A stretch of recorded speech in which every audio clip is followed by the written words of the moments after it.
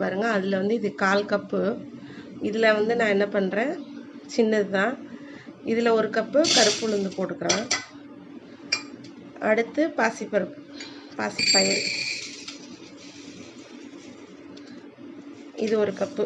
நீங்கள் உங்கள் வீட்டில் எந்த அளவு இருக்கோ, ஆனால் அது நேரான கப்பாக பார்த்து அது கரெக்டான ஒரு மெஷர்மெண்ட் இருக்கான்னு பார்த்து போடுங்க.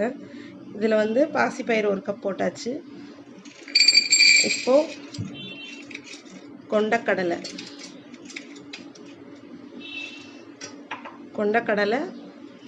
1 கப் போடுறேன்.